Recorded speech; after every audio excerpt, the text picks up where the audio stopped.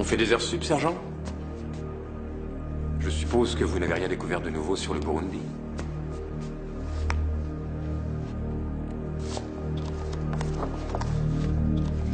Il l'appelle papa. Général Steven Deke. Il a tué plus d'1 millier de Tutsis au Rwanda à lui tout seul avec une machette.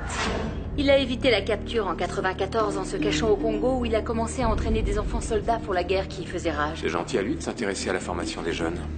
Ces enfants sont à présent des adultes aguerris, Major. Ils se sont réfugiés au Burundi et sont d'une loyauté fanatique envers Ndeke. Très réconfortant.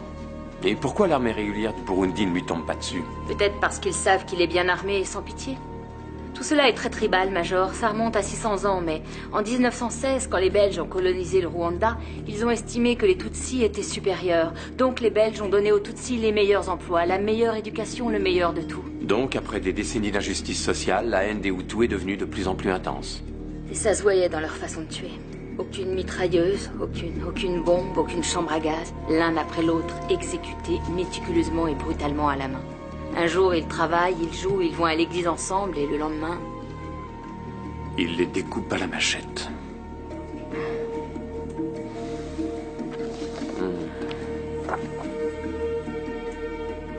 Vous savez, mes parents nous ont emmenés, mes frères et moi, en Afrique, en 91. Ils avaient économisé toute leur vie pour ce voyage. On a passé tout l'été sur place à visiter 6 pays, dont le Rwanda. La plus grande expérience de toute ma vie.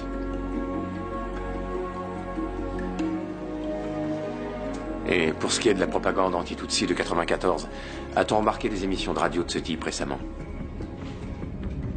Nous vérifions encore, monsieur. Mais en revanche, nous savons que le président du Burundi doit assister à une conférence sur le sida au Kenya demain. Parfaite occasion d'en profiter en lui sautant à la jugulaire. Major, un sous-officier ne peut aller bien loin. Si nous voulons obtenir de nouveaux renseignements ou essayer d'impliquer Al-Ghazi dans une opération, il va me falloir dégrader de mon côté. Bon, mettez-moi ça en termes concis, Pierce. Quand croyez-vous que ça risque de se produire? Major, en 48 heures, le général Ndeke arriverait à verrouiller les aéroports. À s'emparer de 3 postes militaires importants, à retourner l'armée en leur disant de terminer le boulot et en moins de temps qu'il faut pour dire Rwanda partie 2, tous les Tutsis seront massacrés.